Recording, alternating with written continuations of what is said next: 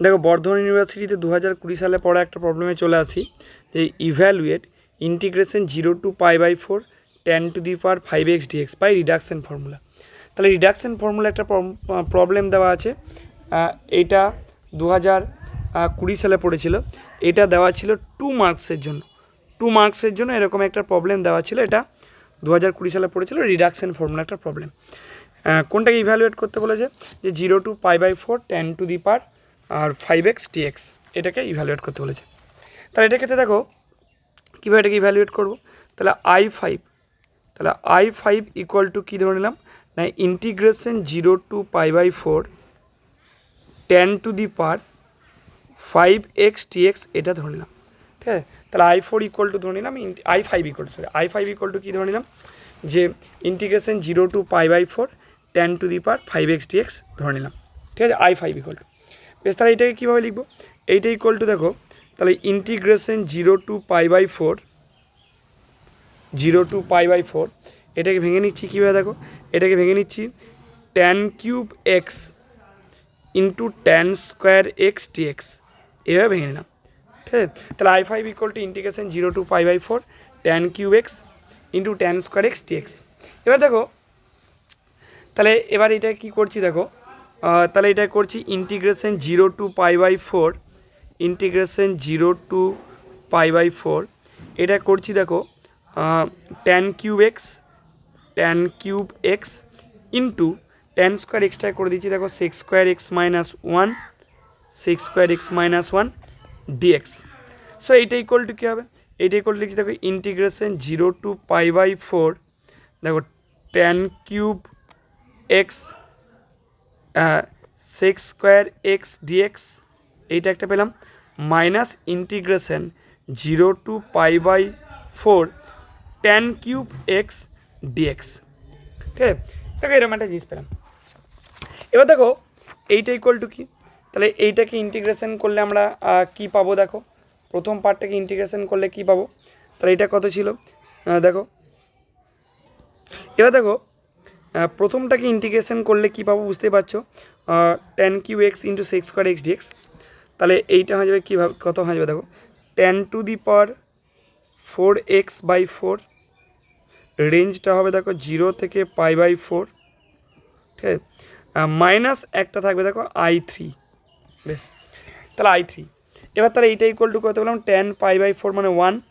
তাহলে এক্ষেত্রে আমরা কত পেয়ে যাচ্ছি, এক্ষেত্রে পেয়ে যাচ্ছি 1/4 মাইনাস I3। এবার আমরা কী করবো দেখো, এবার আমরা I3টাকে ইভ্যালুয়েট করব।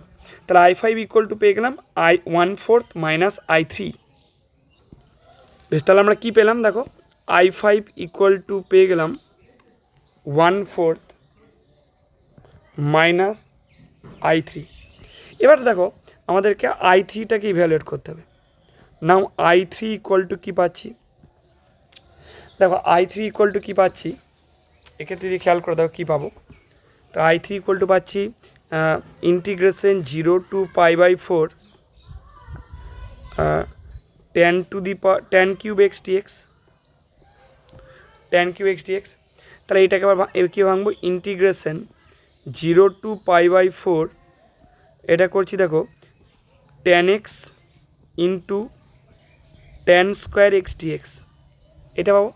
দিস ইজ ইকুয়াল টু কী লিখতে পারবো না, ইন্টিগ্রেশন 0 to π/4 এটা থাকলো ইন্টিগ্রেশন 0 to π/4, দেখো কত পাচ্ছি tan x থাকলো, tan² এক্সট্রা করে নিলাম sec² x - 1 dx, এটা পেলাম। ঠিক আছে, সো এইটা ইকুয়াল টু আমরা কী করতে পারি, ইন্টিগ্রেশন 0 to π/4 ঠিক আছে tan x into sec² x dx minus integration 0 to π/4 tan x dx। So এইটা পাবো। বেশ, তাহলে এবার দেখো এখান থেকে তাহলে কী পেয়ে গেলাম, এইটা ইকুয়াল টু হয়ে যাবে দেখো tan² x/2, রেঞ্জটা হবে 0 থেকে π/4। ঠিক আছে, minus integration 0 to π/4 tan x dx। এরকম একটা জিনিস আমরা পেলাম। ঠিক আছে, তাহলে এইটা ইকুয়াল টু কী পেলাম, তাহলে half minus integration 0 to π/4 tan x dx, এরকম একটা জিনিস পেলাম। তাহলে এরপর কি আসছে দেখো, তাহলে দেখো I3 ইকুয়াল টু কত পেলাম, এইটা ইকুয়াল হাফ মাইনাস, ঠিক আছে, integration 0 to π/4 tan x dx, এটা মানে I1ও লিখতে পারো, তার মানে হাফ মাইনাস I1 লিখতে পারো। ঠিক আছে, তাহলে একবার লিখতে পারবো I5 ইকুয়াল টু কত পেলাম 1/4, I3 জায়গায় মান বসিয়ে দাও, মাইনাস হাফ প্লাস I1, তাহলে 1/4 মাইনাস হাফ প্লাস I1। এবার দেখো কোনটাকে ইভ্যালুয়েট করবো, নাও I1,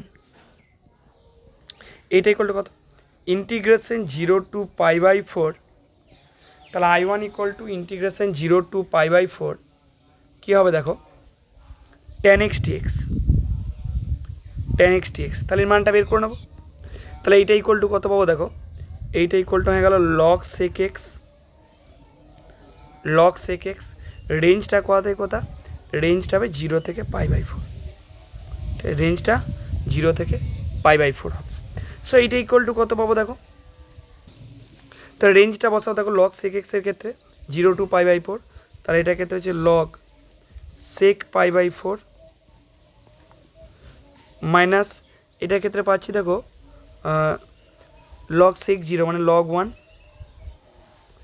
সো এইটা ইকুয়াল টু ভ্যালুটা কত পেলাম দেখো, এই ভ্যালুটা পাচ্ছি sec π/4 √2, তাহলে log √2, তাই এটা চলে যাবে log √2। ঠিক আছে, log √2টাকে এরকম লিখতে পারো, তার মানে হাফ log 2, তাহলে হাফ log 2, তাহলে I1 ইকুয়াল টু কত পেলাম না, I1 ইকুয়াল টু পেলাম দেখো হাফ log 2 এর ভ্যালুটা পেলাম। তাহলে চলে এসে তাহলে I5 এর ভ্যালুটা কত হবে, তাহলে এক্ষেত্রে দেখো মানটা কি পেয়ে গেলাম, তাহলে I1 ইকুয়াল টু পেয়েছি হাফ log 2, এটা পেলাম। তাহলে দেয়ারফর I5 এর ভ্যালুটা পেয়ে গেলাম আমরা, I5 ইকুয়াল টু কত হচ্ছে, তাহলে এটা পেয়েছি দেখো মাইনাস 1/4, ঠিক আছে, প্লাস হাফ log 2। সো এইটা ইকুয়াল টু কী পাবো দেখো, হাফ অফ